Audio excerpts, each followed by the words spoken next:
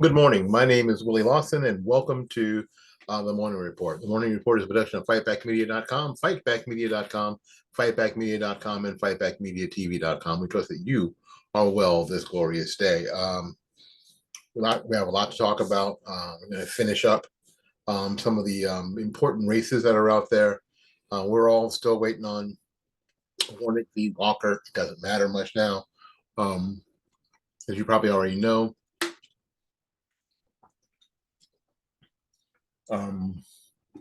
going to finish up on some results about the election, but more importantly, we're going to start talking about what's next. If you saw my video from yesterday morning, it's called Integrity. It's about what we're going to do here at Fightback Media. Please watch that if you've not seen that. Check that out. If you're watching on YouTube, it's going to be on the end screen, so you can click on it and go right to it. I think it's very, very important to us here at Fightback Media that you watch that, so you understand what our position is going to be throughout what I think is going to be an incredibly tumultuous next couple of years, especially on the conservative/Republican side of what we have going. And I think that we're taking the right. I think Paul and I and the rest of the crew are taking the right tact. We'd love to hear from you, but we want to let you know what we're thinking about thus far. We've got what I think are some super interesting stories. Kevin McCarthy looks like he's going to get challenged for minority leader of the House of Representatives, or majority leader of the House. He's going to run for Speaker of the House, and he's going to get some challenge from the what used to be called the Liberty Caucus.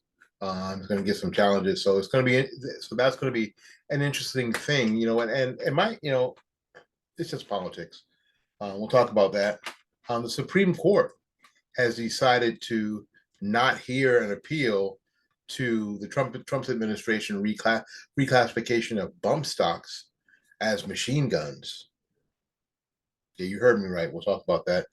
Rick Scott, senator from the state of Florida, has an idea why this whole red wave thing didn't materialize. And I think that he's partially correct. I do. James Carville, who is a Democrat strategist, basically has some ideas, some advice for Democrats about Florida, where I live. Good advice. Good advice. So we'll talk a little bit about that, and we'll get you on started with your day. We are publishing the morning report. We've got some analytic help that says that we need to publish this at a specific time. So we're trying to do that. We want to be where you are when you're there. We've always tried to do whatever we can, to move forward. And this is part of it. So if the morning report seems missing in action some days because it's not out as soon or later than you thought it would be, we're probably going to try to publish on YouTube between 12 noon and 2 p.m. I know it's not much the morning report at 2 p.m. So we're going to try to be as close to noon as possible. And the same on Rumble. And the audio version is going to be up at like 9:15 every morning. Just some behind the scenes housekeeping things to talk about. All right, we're going to take a little break. We'll be back with more of the program right after these messages.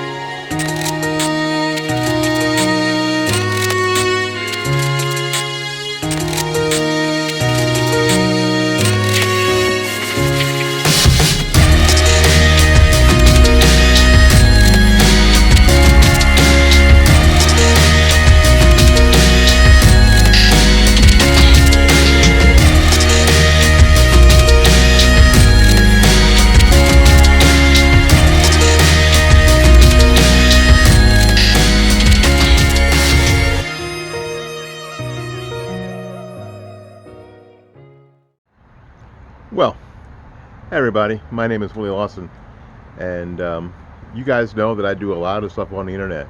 And you may think with what's happening on Twitter and what's happening on Facebook and what happened to Parler that the mainstream social media sources are really trying to rid themselves of conservative voices. And you'd be right, they most certainly are. Um, but you know what? It isn't as bad as you think it is. It's worse. But there are people who are willing to be platformed for free speech. One of those one of those places is freedomforum.website. Freedomforum.website. You can go there and speak your mind. So come join us. Enjoy the freedom. Enjoy the fun. If you are a true blue conservative, small businesses are near and dear to your heart. They are the lifeblood of our life and economy. I believe this, and that's why my florist is not a website or a phone number. My florist is Blooming Days Flower Shop, Tampa's premier flower shop. At 11618 North Florida Avenue here in Tampa, Florida, and at 6835 State Road 54 in Newport Richey. Call Christine at 813-933-1942 and at 727-232-6900. She can also be reached on the web at www.bloomingdays.com.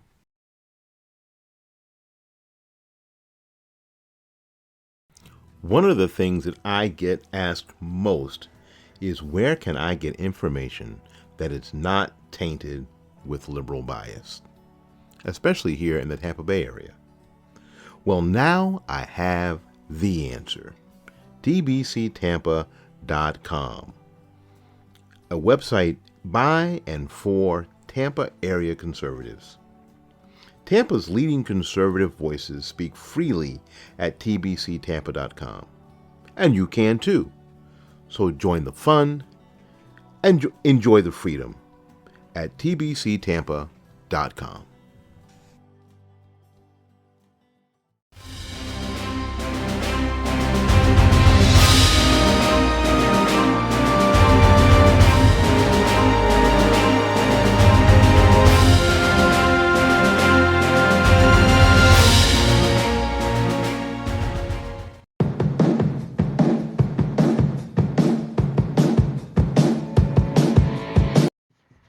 My name is Willie Lawson, and this is the Morning Report.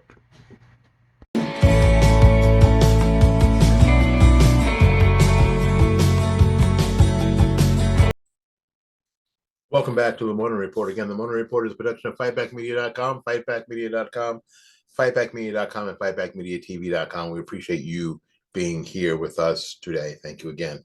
My name is Willie Lawson. James Carville, you might have heard of this dude here. James Carville is a Democrat strategist. Really made his mark during the Clinton administration, sort of giving them advice on what to do. And basically, he was right. He was dead on. There are a lot of people who think this guy's a moron. I think James Carville is from Louisiana, so he's got that whole Louisiana affectation, and he's super country and super, But I think he's got an intelligence that I think is very, very important. Now, I didn't say that he was an intelligent person, but he has an intelligence about politics, and especially about politics in the South, that I'm going to read and listen to. And although I may not take it all in as gospel, I'm going to consider it. And that's what we have to do. We have to consider it. Like my friend Ralph said, you have to, eat the chicken and throw away the bone. And I think that that's what Carville's all about. He has some advice to Democrats about Florida, where I live. One reality of the midterm elections made clear that Florida is no longer purple. We are not a purple state. We are not a battleground state.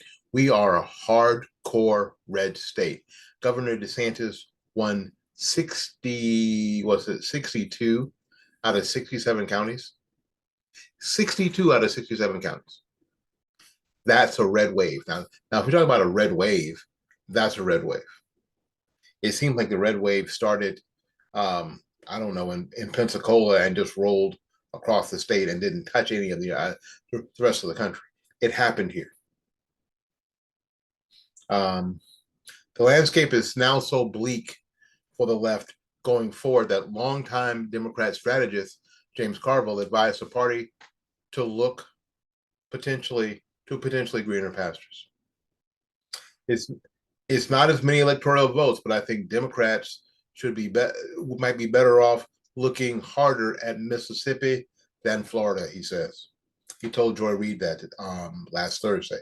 Mississippi has 6 electoral votes in the Electoral College compared to Florida, which now has 30 after getting a vote from the 2020 census, according to the National Public Radio. Here's what Carville says. The Louisiana State Democrat Party has had a very difficult time last year. You have to understand Louisiana has about 33% Black total population. It's very rare if we could get the Black contribution at 33. That never happens or seldom happens. We'd be in a lot better position.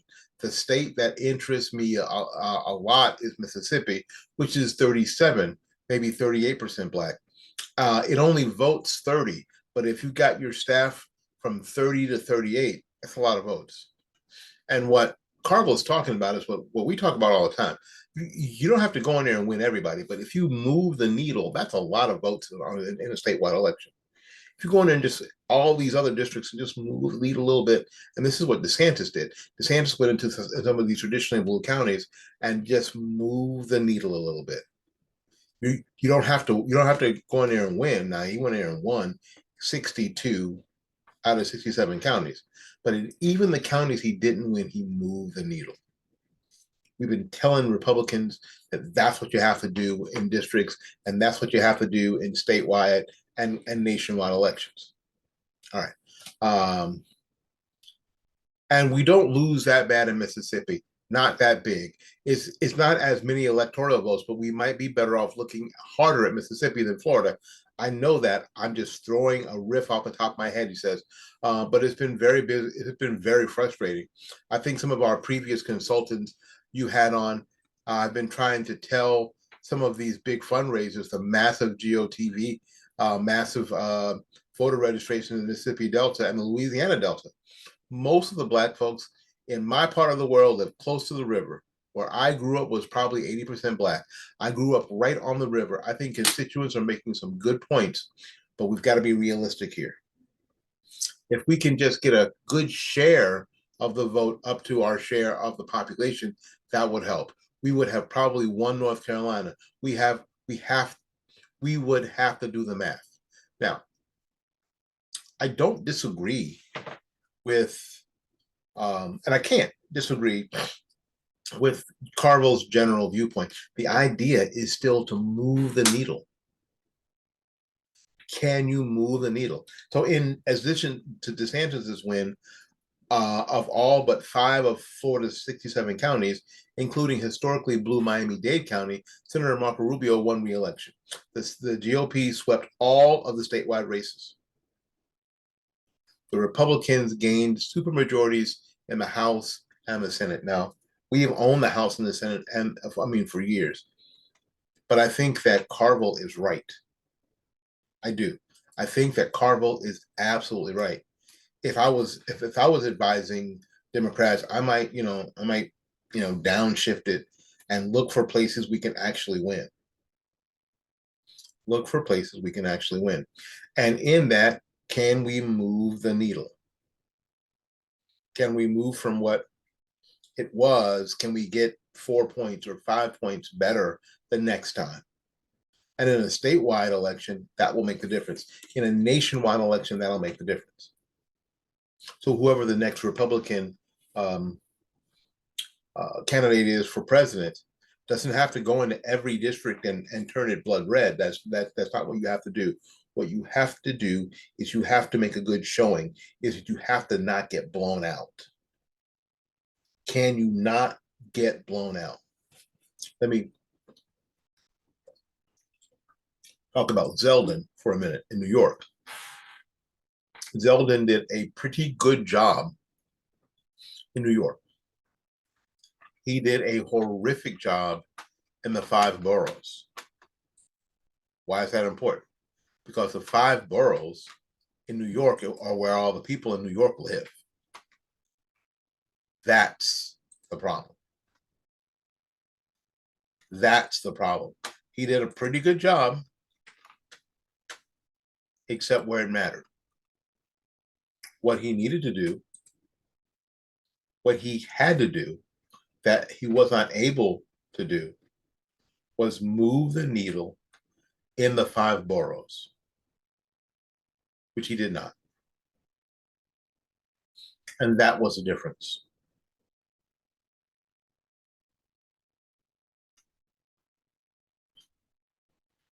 Kathy Hochul won Buffalo, Rochester, Syracuse, Albany. Those 4 areas. And then 1, 2, 3, 4, 5 others. And then she won New York City, the 5 boroughs in New York City. There was a difference. There was a difference. Now we have to remember, and we have to remember when we see these maps of these states and the maps of the country, and you see this red everywhere, a lot of those places are, nobody lives there. I heard someone say this the other day and it made perfect sense. Land does not vote. People vote.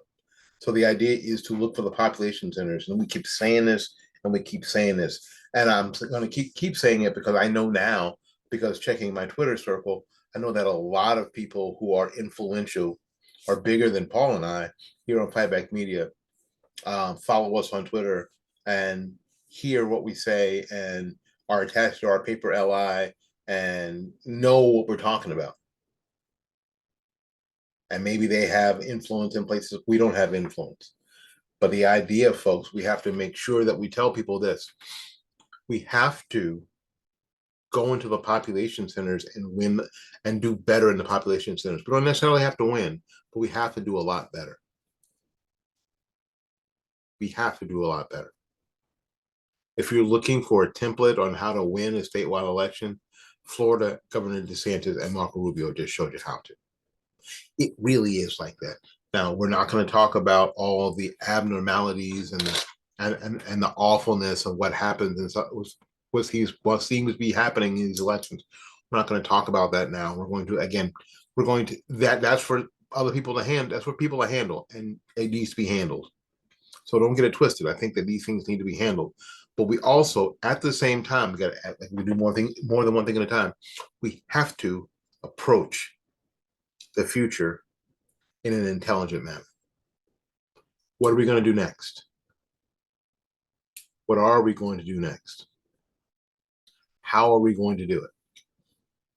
Now, I know a lot of people are upset and frustrated and angry and are at the point where they're like, it doesn't matter what we do. I do believe that it matters what we do. And when we get back, we're going to have a discussion about what Florida Senator Rick Scott thinks what caused the lack of the red wave. First of all, I hate the hyperbolic talk, but he's going to talk about, and I think pretty smart about, what he thinks happened, and I kind of agree with him. We'll be back right after these messages.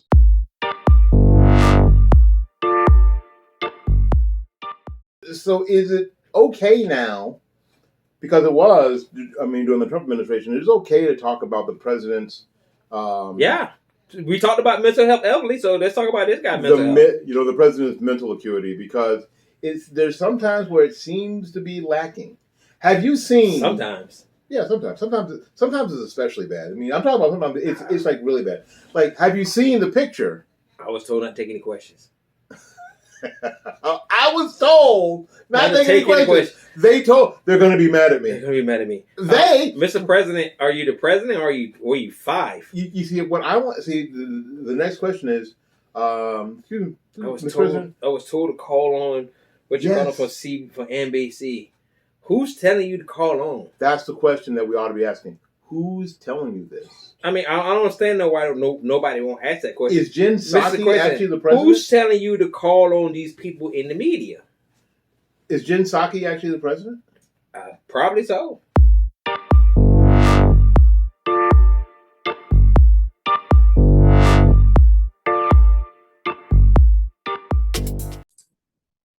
Again, welcome back to the Morning Report. My name is Willie Lawson. The Morning Report is a production of fightbackmedia.com, fightbackmedia.com, fightbackmedia.com, and fightbackmediatv.com. We appreciate you being here. It is November 15th. Golly, we're getting closer and closer to one of our favorite holidays, Thanksgiving. Yeah, and it's good to give thanks. It's good to be thankful. And I'm looking forward to I'm blessed. My wife cooks great every day. Today she made this yellow rice and seafood thing with some oh man. I almost didn't get this done because we record this the day before. That's our new work thing. We record this the day before I put it together and make sure that it's up. So I eat the meal and sometimes I'm like, it's like Sunday dinner every night at my house. I am a man who is truly blessed. I'm not lying to you. It's like Sunday dinner every night at my house. My wife works all day, and it's like Sunday dinner every night at my house. So I do this. I eat, and sometimes if I eat before I do this, I'm like, I'll do it. You know what I'm saying? So in any case, when we're thinking about Thanksgiving, we're thinking about it's going to be Sunday dinner on steroids up in here, and I cannot wait. Simply cannot wait. All right, the dude you've seen behind me that looks like Skeletor. I joke. I do. He looks a lot less like Skeletor in pictures than he does in person. I met Governor Scott when he was campaigning for governor here in my part of the state. It was in Plant City. There was an event that he was going to, and we were walking from one location, checking my ankle, walking from one location to another. And I happened to be walking along next to him. And we had, some conversations about just mundane things. And what I noticed was that he was very kind, very soft-spoken, very thoughtful, thinks about what he says, before he says it. And I thought, this dude's going to win the governorship. He's going to win. He is going to win. And he won. But it was announced late Saturday evening that Democrats are predicted to remain in control of the Senate. As a matter of fact, it's a little worse because it's not 50. At this point, it's not 50-50. At this point, it's 50-49. We're going to see what happens in the Walker-Warnock runoff, although it's not important really, because even if Walker wins, it'll be 50-50, and it'll be exactly as it is now. Exactly how it is now. But Republicans are still asking the question, where did it go wrong? I mean, all the polls were saying, again, we're just led up and all frothing at the mouth about what people thought were going to happen. I want to say this to you because you guys who've been watching, listening to me know this. There's two things. There's what? There are, what do they call it? And data. There are projections and there are data. The only thing that matters is data. Data is what happens on election day. That's the data. Models and data. We're getting all excited about the models. We're getting all excited about the matrices. Now, and back in 2012, I was doing election coverage for a group of people in Virginia, Liberty News, and I love working with and for Liberty News. It was a great time in my life. We were in Virginia doing election coverage on the internet. We did 6 hours of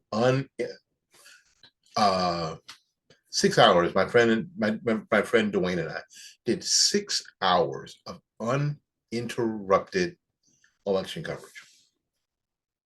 6 hours. It's crazy. And I think a lot of time we were on Skype, and a lot of our subscribers from Liberty News and Grassfire Nation were on the coverage, and we had probably, I don't know, 100,000 views over that time. Dwayne Lester, and a lot of you might know Dwayne Lester. Dwayne is on all the major platforms, on Twitter, on Instagram, on TikTok, on Facebook. And Dwayne is awesome. He was a member of PJ Media for a while. Dwayne Lester is just the bomb. He's one of my dearest friends. I don't want to drive with him because he scares me to death. But you know what? You want to be really scared? Be around Dwayne and like a couple of pounds of meat. You better watch your fingers and toes, buddy. But we were, I'm sorry, we were up there and doing election coverage, and this was Barack Obama's second election against Mitt Romney. All the signs were that all the things in the economy, all the things that were the normal predictors of incumbent presidents losing, Barack Obama had going against him. All the smart money was on Mitt Romney. Not because Mitt Romney was a great candidate, not that Mitt Romney had anything positive to say. It was all the smart money was on Mitt Romney because of the conditions that existed under under a term and a half of Barack Obama. Well, as you already know, Mitt Romney did not become the president of the United States. You know that, right? So there was a great disappointment in the land. And I sort of think that this is something similar.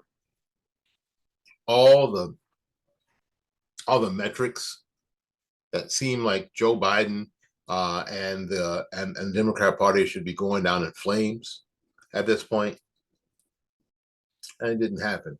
It didn't happen, and now Republicans are saying, "What happened? What happened?"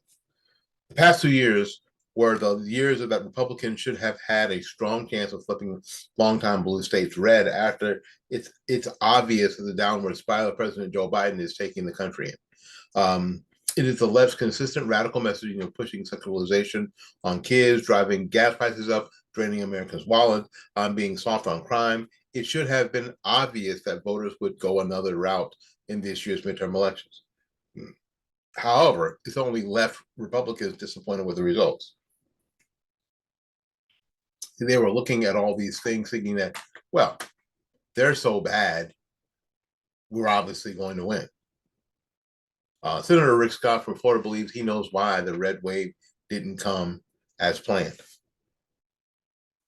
He says this, "I think we've got to reflect now what didn't happen," said Scott, adding, "I think we didn't have enough of a positive message.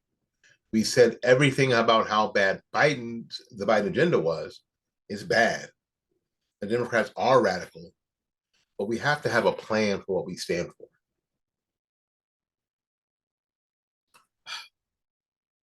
It's going to go back to exactly what I always say.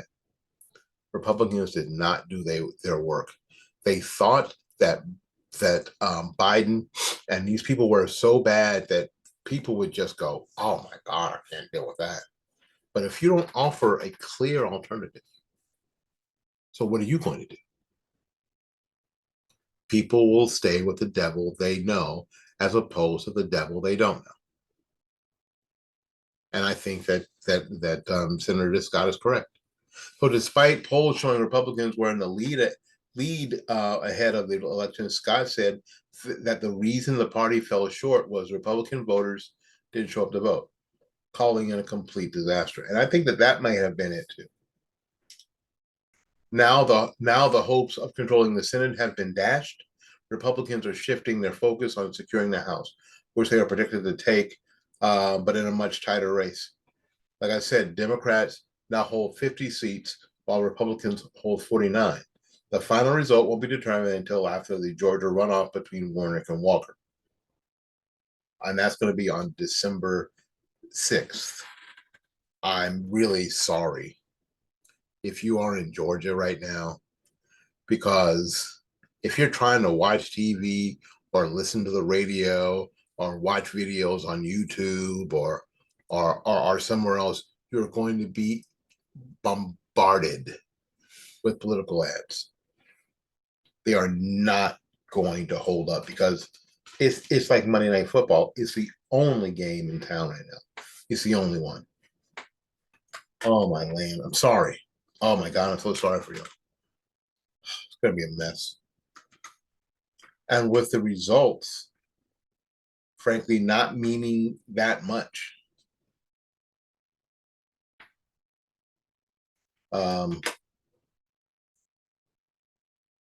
Again, so if Walker wins, the Democrats will still have control of the Senate because Vice President Kamala Harris has a tie-breaking vote, so they still have control. I agree. Now, again, we can talk about the weirdnesses and the delays and the abnormalities in votes in Nevada and Arizona. How in the hell the Pennsylvanians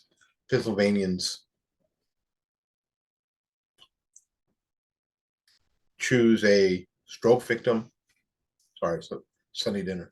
A stroke victim over a cardiologist. I don't know. We mentioned yesterday that part of that was the Trump influence. Now, Rick Scott has been really good about, in his analysis, not blaming Trump for this, but it's probably some of the reason. You think? Anyway, thank you ever so much. We're going to take a little break. We'll be back with more of the program right after these messages.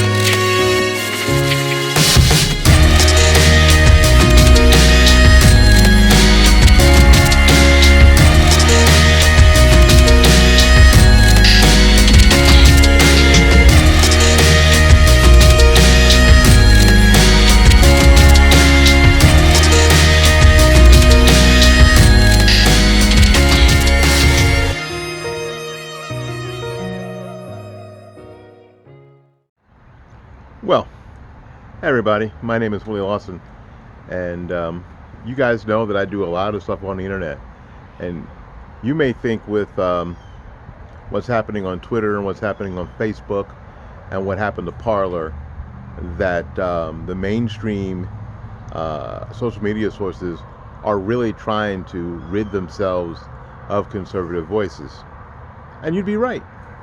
They most certainly are. But you know what? It isn't as bad as you think it is. It's worse. But there are people who are willing to be platformed for free speech. One of those places is freedomforum.website. freedomforum.website. You can go there and speak your mind. So come join us. Enjoy the freedom. Enjoy the fun. If you are a true blue conservative, small businesses are near and dear to your heart. They are the lifeblood of our life and economy. I believe this, and that's why my florist is not a website or phone number. My florist is Blooming Days Flower Shop, Tampa's premier flower shop. At 11618 North Florida Avenue here in Tampa, Florida, and at 6835 State Road 54 in Newport Richey.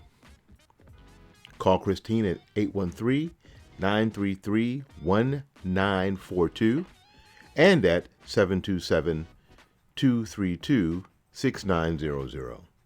She can also be reached on the web at www.bloomingdays.com.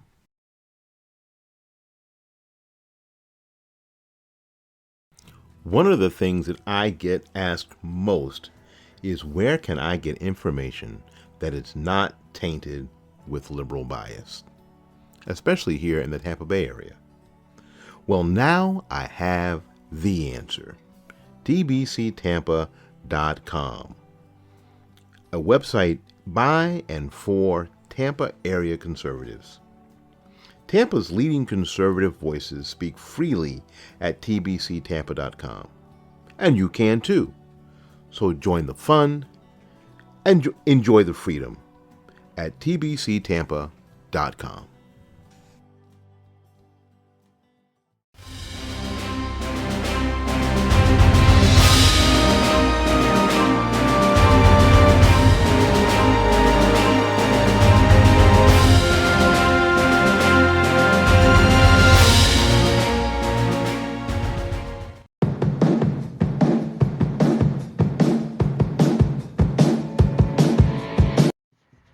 My name is Willie Lawson, and this is the Morning Report.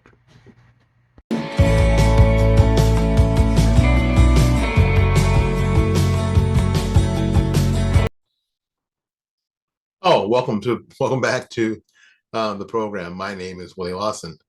On Monday, the United States Supreme Court rejected a challenge to a federal ban on devices known as bump stocks. A bump stock enables a semi-automatic weapon to fire like, quote, end quote, like machine guns, according to a report from Reuters. Not actually true. The Supreme Court justices reportedly declined to review an appeal by a group of firearm dealers and individuals after a lower court rejected their argument that the bump stock ban violated the U.S. Constitution. The ban was first instituted during President Donald Trump's term. Here's what happened. The Trump administration moved to reclassify bump stocks as machine guns, which are forbidden under U.S. law, in a rare firearms control measure prompted by the 2017 mass shooting in Las Vegas. The Supreme Court in 2019 declined to block the ban from going into effect. The justices last month rejected appeals by Utah gun lobbyists and firearms rights groups of lower court ruling upholding the ban as a reasonable interpretation of federal law, prohibiting machine gun possession. Bump stocks use the gun's recoil to bump the trigger, enabling a semi-automatic weapon to fire. It says hundreds of rounds per minute. That's not true. Or just let it shoot like a machine gun. Well, no, not like a machine gun, but faster than you can pull the trigger every time. And your finger doesn't get as tired. Trump pledged to ban them after a gunman used a semi-automatic weapon outfitted with bump stocks in a shooting spree that killed 58 people at a country music festival in Las Vegas. You heard what I said, right? So where did this ban come from? This ban came from a Republican president and that a Republican president's administration. The Seattle Times noted that the Supreme Court rejected two other challenges involving the ban just last month. Over the summer, the Supreme Court justices struck down a New York gun law that required permit application to show, quote, proper cause for wanting to carry a firearm. Since then, lower courts have protected the Second Amendment's rights and cited the court's case that invalidated the New York gun law. Justice Clarence Thomas wrote in the majority opinion in the case New York State Rifle and Pistol Association Incorporated versus Bruin, pointing out that the right to bear arms should not be subject to a different set of rules apart from other rights detailed in the Bill of Rights. Here's what Justice Thomas said. The constitutional right to bear arms in public for self-defense is not, quote, a second-class right, subject to an entirely different body of rules than the other Bill of Rights guarantees, end quote. We know of no other constitutional right other than right that an individual may exercise only after demonstrating to government officials some special need. It's not a right. If you have to prove to the government, yeah, I really need this, it's not a right anymore. It's not a right anymore. And you don't have to do that any other way. You don't have to prove to the government that if I say anything, I might indict myself. So you can plead the fifth without government approval. You can deny government interest into your domicile without a warrant. You can deny that, and that's perfectly legal. You don't have to get permission. Can I deny them, right into my domicile? I know that there are things against illegal searches and seizures, but do I need to prove that if they come in, they'll see something and I don't want them to? See how quickly that doesn't make any sense.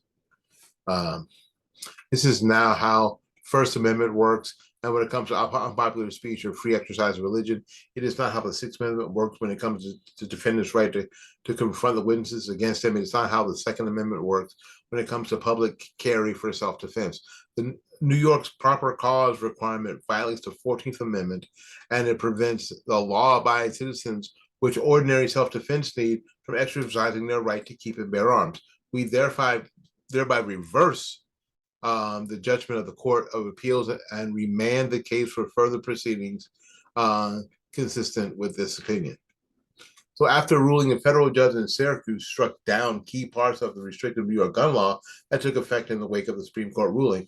The law restricted who could carry a handgun in public, where handguns could be carried and where firearms could be purchased. The law explicitly prohibits guns in places deemed as, quote, sensitive locations. We don't know what that is. In addition, the Supreme Court vacated gun law in Massachusetts that imposed a lifetime ban on purchasing handguns for anyone convicted of a nonviolent misdemeanors involving the possession of guns. The law included the need for a license to purchase or possess a pistol.